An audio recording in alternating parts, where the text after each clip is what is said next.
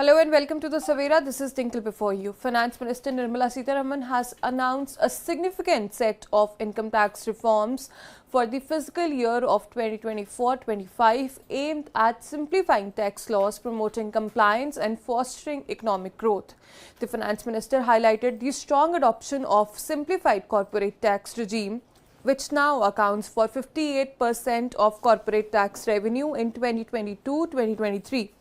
And two-thirds of the personal tax filers are choosing the new tax regime. The government is working on comprehensive review of the Income Tax Act, which will be completed in the next following 6 months. The FM has given some relief to taxpayers by hiking tax slabs for personal income tax. The new tax slab will now have nil tax up to an income of 3 lakh rupees like the previous year. But now, income between 3 to 7 lakh rupees per annum will attract a tax rate of 5%. Earlier, 5% tax was applied on income tax of between 3 to 6 lakhs.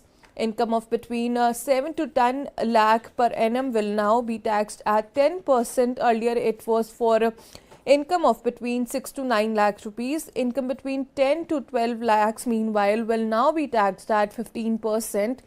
Earlier, which was for income between 9 to 12 lakh rupees.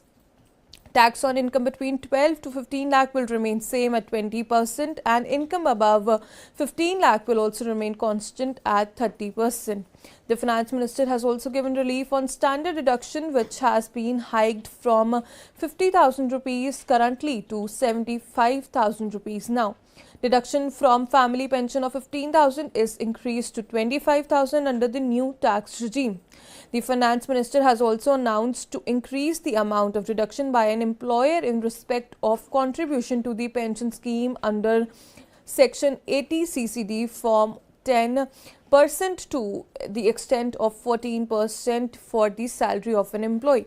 This means a non-government employee in the new tax regime will be now allowed a deduction of amount not exceeding 14% of the employee's salary in place of 10% earlier. Additional measures announced to ease the tax burden on individual and businesses include merging the existing tax exemption for charities, reducing TDS rate for e-commerce operators to 0.1% from erstwhile 1%, and allowing TCS credit against TDS deduction on salaries. To streamline tax administration and to reduce the litigation, and the Finance Minister has announced simplification of reopening and reassessment procedures. The standard operating procedures for TDS defaults are rationalized and compounding guidelines are issued. A simpler tax regime is introduced for foreign shipping companies operating domestic cruises in the country. Income generated from buybacks will now be taxed, and the penalty for non-reporting of movable assets valued at 20 lakhs is being removed. Furthermore, the equalization levy tax on digital transactions will now be withdrawn.